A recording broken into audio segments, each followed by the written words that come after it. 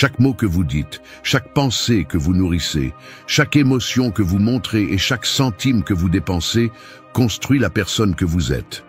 Pas ce que vous dites être, pas ce que vous aimeriez être, mais ce que vous projetez réellement au monde. La plupart des gens vivent sans contrôle sur eux-mêmes, pris dans un cycle d'impulsion et de regrets.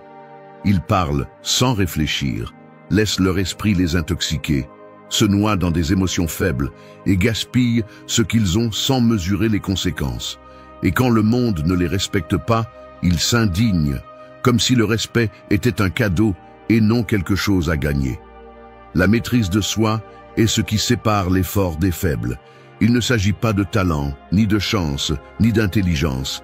Il s'agit de contrôler sa bouche avant de dire quelque chose que l'on regrettera plus tard, de former l'esprit comme un soldat, sans le laisser devenir un ennemi, de dompter les émotions avant qu'elles ne ruinent les relations, les opportunités et les décisions, de gérer l'argent avec stratégie, au lieu de le laisser dicter le cours de la vie.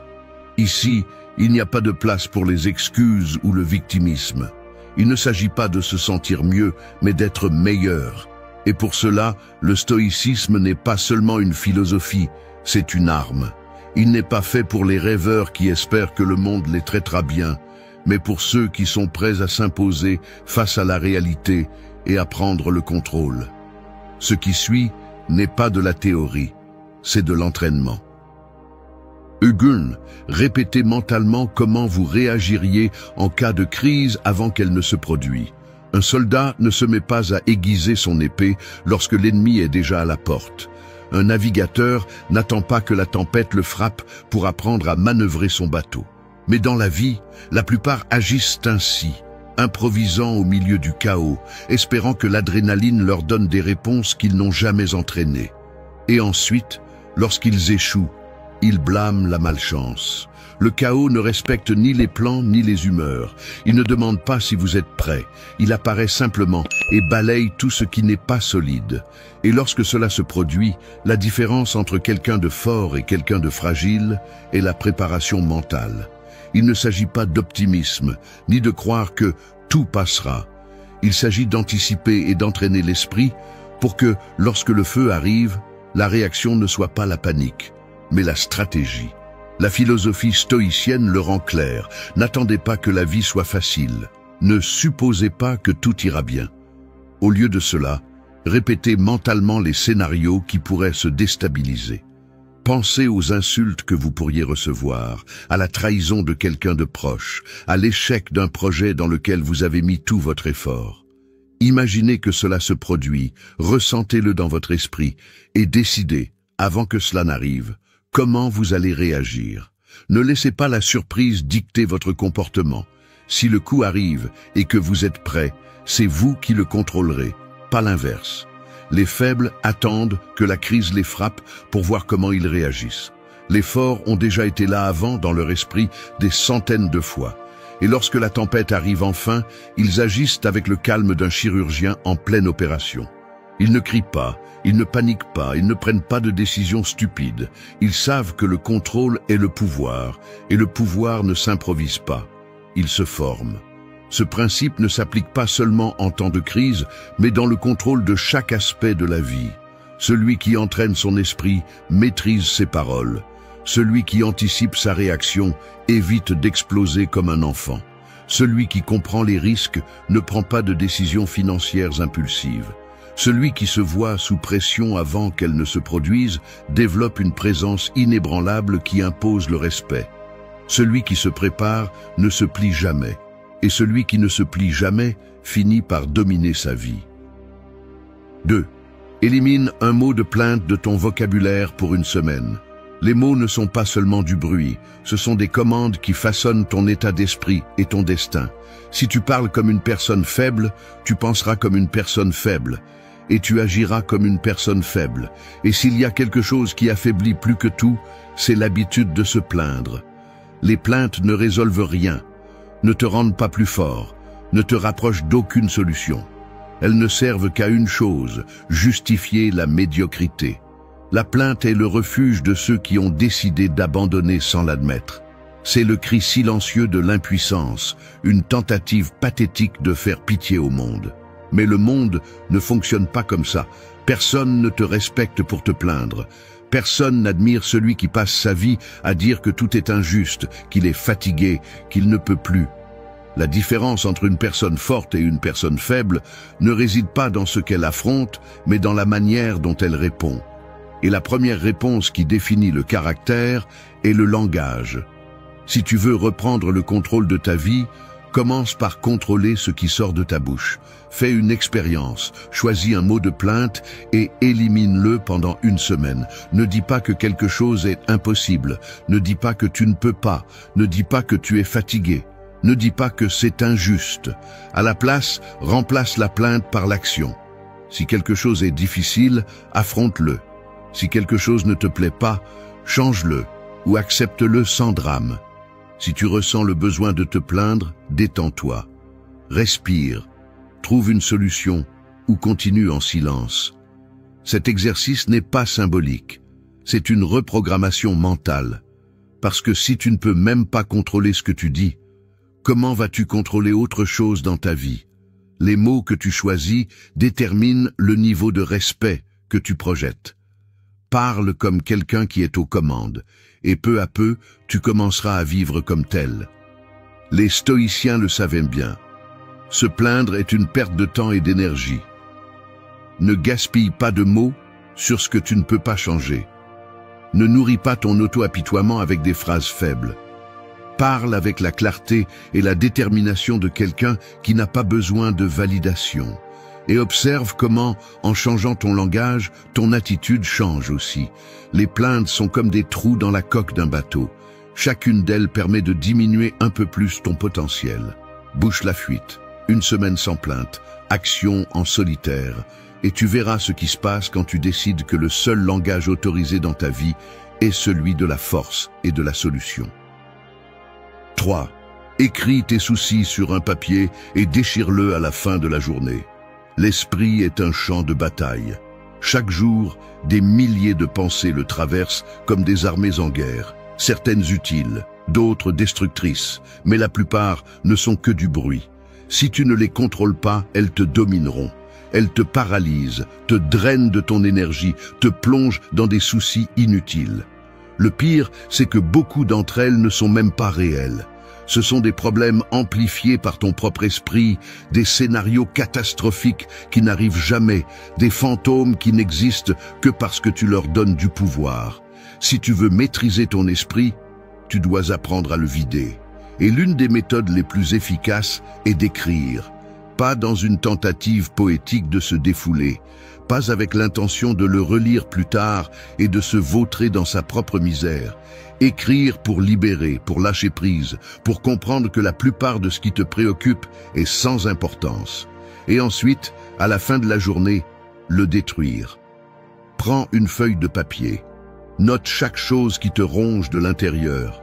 Écris-le avec brutalité, sans filtre. L'inquiétude pour l'argent, la dispute avec quelqu'un, l'incertitude sur l'avenir, la colère contenue. Laisse tout sortir. Mais voici la clé. Ne le garde pas, ne l'analyse pas, ne le transforme pas en une collection de plaintes. À la fin de la journée, déchire-le, réduis-le en morceaux, brûle-le si nécessaire. Ce qui est écrit là ne mérite pas de t'accompagner le lendemain. Les stoïciens comprenaient le pouvoir de lâcher prise sur ce qui ne sert à rien. Il n'y a aucun sens à s'accrocher à des pensées inutiles. Il n'y a aucun sens à se soucier de choses que tu ne peux pas contrôler. Écrire tes soucis et les détruire est une façon symbolique, mais brutalement efficace, de rappeler à ton esprit qui est le patron. Fais cela chaque jour, et tu remarqueras quelque chose d'étrange. Beaucoup de choses qui hier semblaient être la fin du monde te font rire aujourd'hui. Beaucoup des soucis que tu as écrits disparaissent sans que tu aies besoin de faire quoi que ce soit. Et les quelques-uns qui comptent vraiment, tu les verras plus clairement, sans le brouillard de l'émotion, sans la distorsion de la peur. L'esprit n'est pas fait pour être une poubelle de pensées toxiques. Il est fait pour penser clairement, pour prendre des décisions avec précision. Mais cela n'est possible que lorsque tu lui enlèves le poids mort de l'inquiétude inutile. Ne sous-estime pas cet exercice. Il peut sembler simple, mais c'est l'un des outils les plus puissants pour entraîner ton esprit. Écris, lâche prise, déchire, et continue avec la tête claire, parce que dans la vie, le seul fardeau qui vaut la peine d'être porté est celui qui compte vraiment. 4.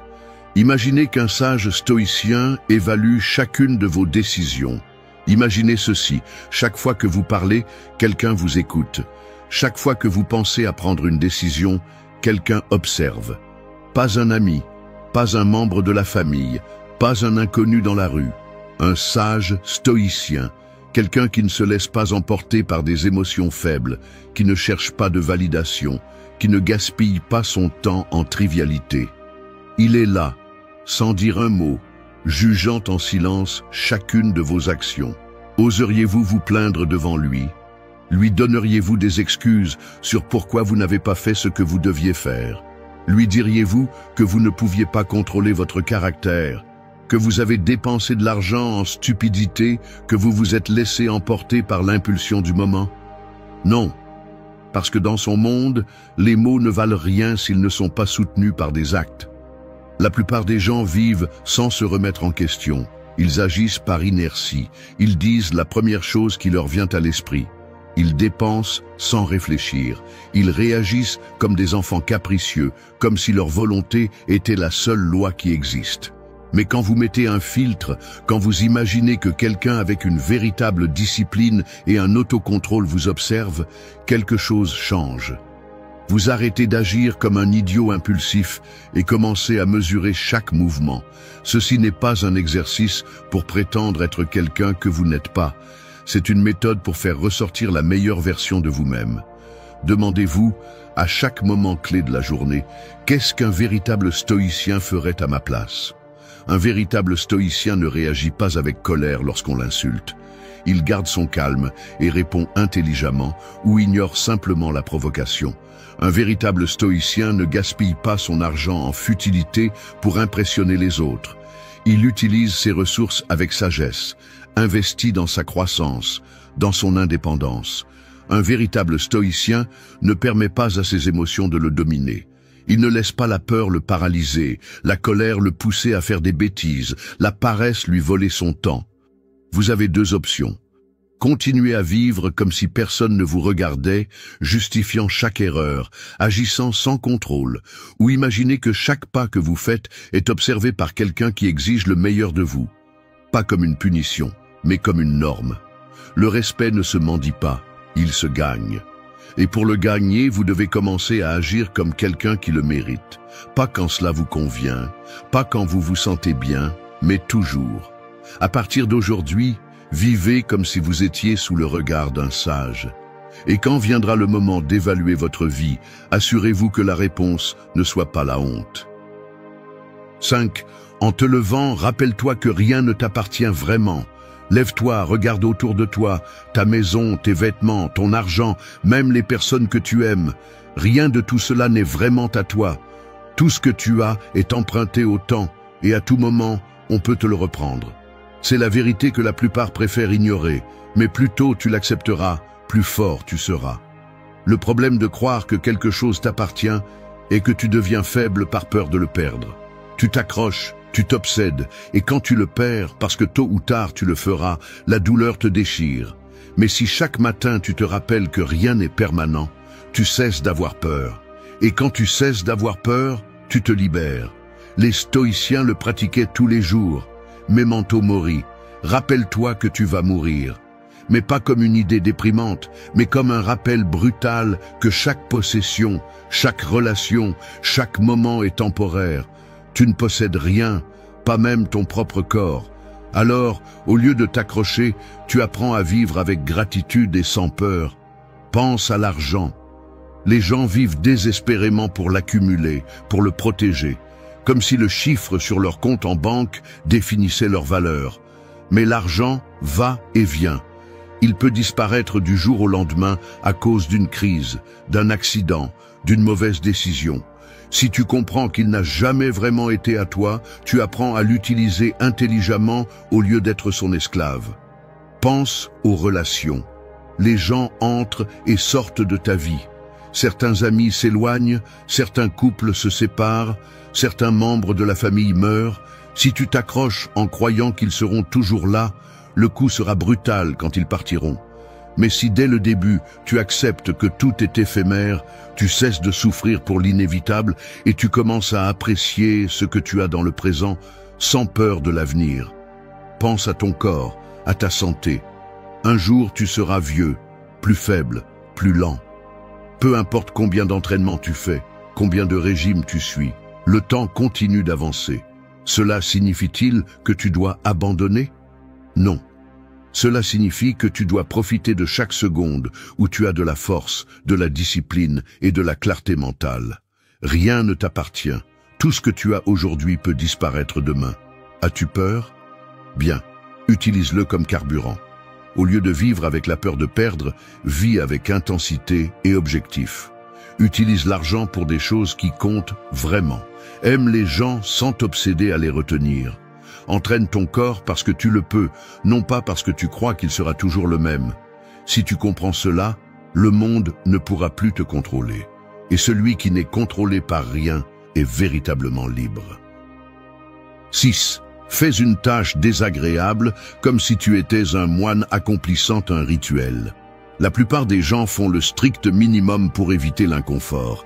Ils fuient les désagréments, repoussent ce qui est difficile, se plaignent à la moindre effort.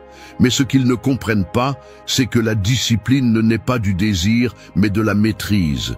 Et la maîtrise se forge dans la friction, dans la répétition, dans la capacité à faire ce qui doit être fait, qu'on se sente bien ou non. C'est là qu'intervient la mentalité stoïcienne. Transforme l'agréable en une pratique de contrôle, en un test de caractère. Au lieu de voir les tâches désagréables comme une punition, transforme-les en un entraînement, en un rituel qui façonne ta force mentale. Pense à un moine.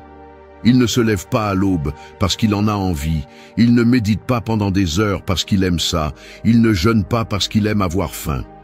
Il le fait parce qu'il comprend que chacune de ses actions fait partie d'un processus plus grand. Un rite qui renforce son esprit et le distance des impulsions faibles du corps et de l'esprit. C'est ainsi que tu dois affronter chaque tâche désagréable dans ta vie. Tu dois te lever tôt, ne le fais pas en te plaignant, fais-le avec un but, comme si c'était un rituel sacré. Ouvre les yeux, lève-toi sans hésiter, sens le contrôle absolu sur ton corps et ton esprit. Tu dois faire de l'exercice quand tu n'en as pas envie. Ne pense pas à savoir si tu aimes ça ou non. Pense que chaque répétition, chaque goutte de sueur est un test de ta autodiscipline. Comme un moine en formation, chaque effort est une offrande à la maîtrise de soi. Tu dois travailler sur quelque chose de fastidieux. Ne le fais pas comme une victime qui traîne les pieds. Fais-le avec la présence de quelqu'un qui comprend que chaque action compte, que chaque tâche, aussi insignifiante soit-elle, fait partie d'un système de contrôle de soi. Les faibles voient les tâches désagréables comme des punitions. Les forts les voient comme des entraînements. Et voici le secret. Si tu adoptes cette mentalité, ce qui semblait insupportable devient normal. Mieux encore, cela devient une source de fierté. Parce que tandis que les autres évitent la difficulté, tu l'affrontes avec le calme et la détermination d'un guerrier entraîné. Cette méthode n'est pas symbolique, elle est pratique. Chaque fois que tu fais quelque chose de difficile, au lieu de résister, plonge-toi entièrement dedans. Comme si tu étais un moine accomplissant un rite de discipline et de force. Ne pense pas à savoir si c'est agréable ou non. Pense que c'est une opportunité pour te retenir. Les stoïciens comprenaient que le véritable contrôle n'est pas gagné lorsque tout est facile, mais lorsque tu peux regarder la difficulté dans les yeux et faire ce qui doit être fait sans hésiter. Alors, la prochaine fois que tu seras confronté à une tâche désagréable, ne fuis pas, ne te plains pas. Assumez avec la mentalité de quelqu'un qui ne se plie pas à l'inconfort. Fais de chaque effort un rituel. Et quand les autres chercheront des excuses, tu seras trop occupé à renforcer ton caractère. 7. Fais comme si aujourd'hui était ton dernier jour de vie et observe comment tes décisions changent. Chaque jour qui passe est un jour de moins sur l'horloge de la vie. Il n'y a pas de deuxième chance, pas de rediffusion, pas de garantie sur le temps qu'il reste. Pourtant, la plupart agissent comme s'ils étaient immortels, comme s'il y avait toujours un lendemain pour faire ce qui compte vraiment. Ils continuent à repousser les décisions, à accumuler des regrets et à perdre du temps en futilité sans sens. Les stoïciens l'ont mieux compris que quiconque. Memento mori, souviens-toi que tu vas mourir. Non pas comme une pensée dépressive, mais comme l'outil le plus puissant pour prendre le contrôle de sa vie. Rien ne renforce plus l'esprit que d'accepter la réalité de la mort et de l'utiliser comme carburant. Car lorsque la mort cesse d'être un concept lointain et devient une certitude tangible, toutes les distractions disparaissent. La fierté devient insignifiante, les rancunes perdent de leur poids. La procrastination cesse d'être une option. En vivant avec la conscience que chaque jour peut être le dernier, les excuses sont éliminées. Il n'y a pas de place pour des plaintes absurdes, ni pour des drames sans sens. L'esprit se concentre sur ce qui vaut vraiment la peine. Avancer, apprendre, renforcer le caractère, faire ce qu'il faut faire sans attendre un moment parfait. L'urgence de vivre remplace le confort de la paresse. La plupart se noient dans des soucis inutiles, accordant de l'importance à des choses qui n'ajoutent rien. Ils sont paralysés par la peur, distraits par des problèmes insignifiants, consumés par des rancunes qui ne mènent nulle part. Mais celui qui comprend la brièveté de la vie agit avec détermination. Il ne gaspille pas d'énergie sur ce qu'il ne peut pas contrôler. Il ne se laisse pas emporter par des émotions faibles. Il ne gaspille pas d'opportunités. Vivre avec l'idée que ce pourrait être le dernier jour transforme chaque décision. On cesse d'attendre l'approbation des autres. On cesse d'avoir peur de l'échec. On abandonne le désir de se conformer à des normes vides. La vie est vécue avec intensité, avec direction, avec un but. Memento mori n'est pas seulement une phrase, c'est un principe qui filtre ce qui est inutile et renforce ce qui compte. Celui qui le pratique ne perd pas de temps en plaintes ni en excuses. Il ne se laisse pas dominer par la peur. Il ne repousse pas ce qu'il doit faire. Il vit avec la clarté que chaque seconde compte et agit en conséquence. Le temps ne prévient pas quand il se termine. La différence entre ceux qui laissent une empreinte et ceux qui disparaissent sans laisser de traces réside dans qui comprend cette vérité et l'utilise à son avantage. 8. Dors sur le sol. Une nuit pour te rappeler que tu peux t'adapter à tout. Le confort est un piège. Plus on en profite, plus la vie sans lui devient difficile. Le confort ramollit le corps, affaiblit l'esprit et érode le caractère. Celui qui n'a connu que la chaleur d'un lit et la sécurité d'une routine sans surprise devient esclave de la peur de l'inconfort. Les stoïciens comprenaient que la seule façon d'être vraiment fort était de s'exposer à l'adversité avant que la vie ne l'impose. Ils n'attendaient pas la pénurie pour apprendre à vivre avec peu, ni la crise pour entraîner la résistance. Ils pratiquaient la dureté, volontairement, pour que lorsque le véritable coup arrive, ils ne soient pas trouvés faibles. Dormir sur le sol une nuit n'est pas un sacrifice, c'est un entraînement. Le corps protestera. Il ressentira la dureté du sol, le manque d'abri, le choc contre l'absence de confort. L'esprit s'excusera, essaiera de convaincre qu'il n'y a pas besoin de le faire, que le lit est là, disponible, en attente. Mais c'est précisément ce test qui forge le caractère. Résister à l'envie de céder est le véritable exercice. La capacité d'adaptation est ce qui sépare les forts des fragiles. Celui qui dépend du confort, du luxe, de la routine établie, vit dans la peur de le perdre. Mais celui qui sait qu'il peut dormir sur le sol et se lever le lendemain avec la même détermination comprend que la véritable force ne vient pas de l'extérieur, mais de l'esprit. Dans un monde où tout le monde cherche à éviter le moindre malaise, être capable de supporter l'inconfort sans se briser est un avantage brutal. Rien dans cette vie n'est garanti, ni la stabilité économique, ni la sécurité d'un foyer, ni la certitude de l'avenir. Celui qui n'est pas préparé à perdre ce qu'il a vit avec l'anxiété que tout peut s'effondrer à tout moment. En revanche, celui qui a appris à supporter la dureté de l'essentiel marche sans peur. Cet exercice n'est pas symbolique, c'est un véritable test.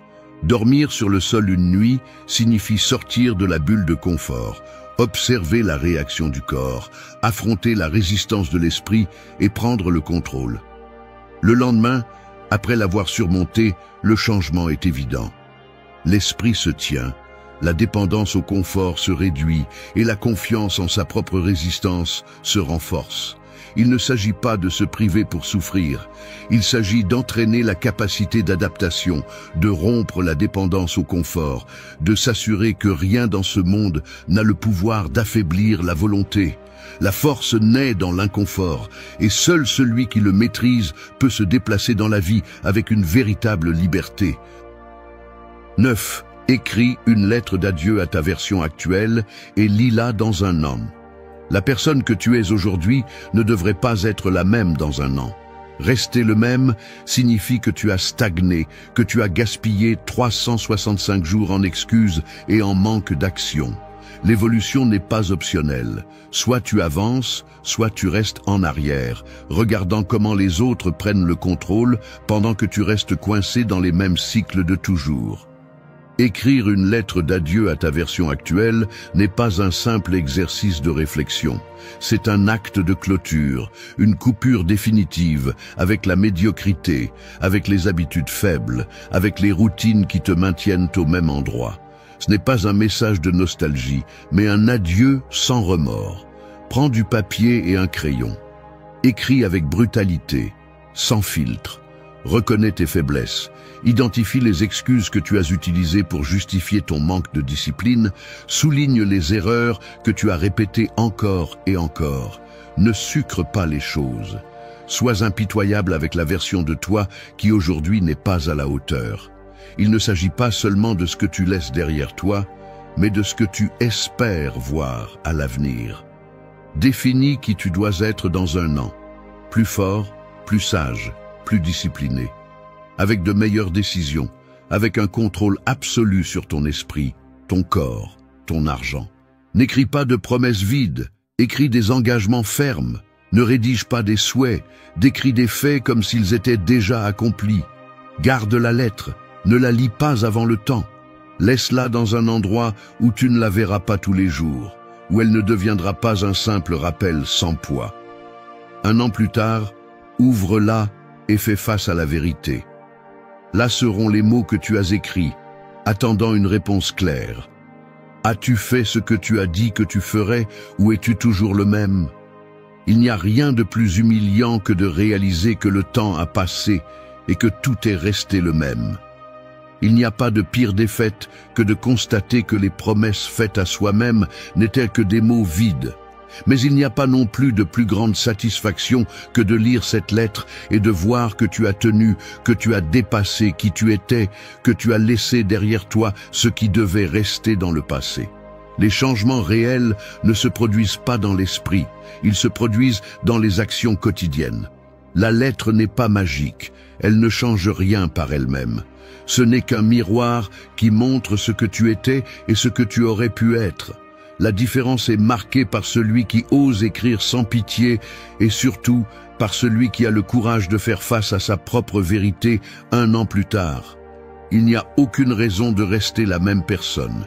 Il n'y a aucune excuse pour arriver à l'avenir avec les mêmes limitations du passé. La transformation est une décision et cette décision commence maintenant. 10. Dépensez de l'argent dans ce que vous ne pouvez ni voir ni toucher. L'argent peut être une arme ou une chaîne. Entre de mauvaises mains, il devient une ancre qui vous enfonce plus profondément dans la médiocrité. Entre les bonnes mains, il se transforme en un outil de pouvoir. La différence ne réside pas dans combien vous gagnez, mais dans la façon dont vous l'utilisez. La plupart des gens reçoivent leur salaire et le dépensent avant même d'avoir eu la chance de le faire travailler à leur avantage. Ils poursuivent l'immédiat, achètent des objets qui seront oubliés dans un coin dans quelques mois, utilisent l'argent comme un pansement émotionnel. Le monde a programmé les gens pour dépenser sans réfléchir. La publicité ne vend pas des produits, elle vend des illusions. La société ne récompense pas l'intelligence financière, elle récompense l'apparence de la richesse. Les réseaux sociaux ont transformé l'ostentation en sport. Et le résultat est que les gens poursuivent des symboles de succès au lieu de construire un véritable succès.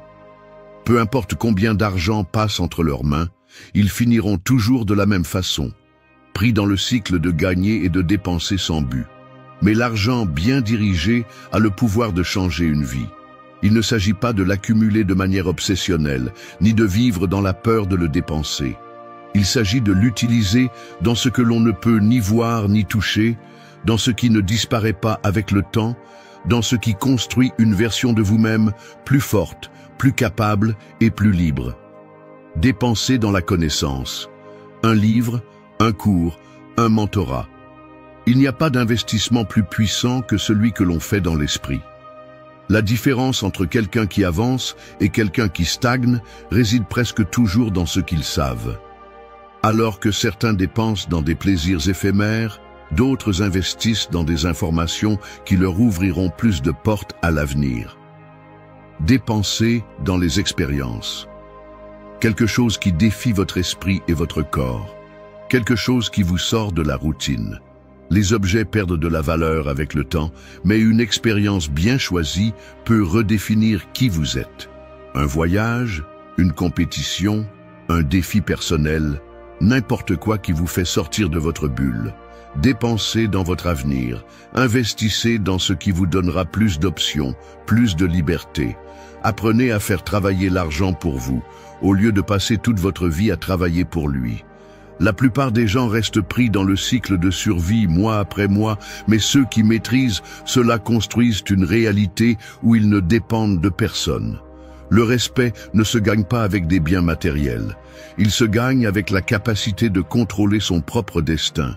Celui qui sait gérer son argent intelligemment ne sera jamais un esclave du système.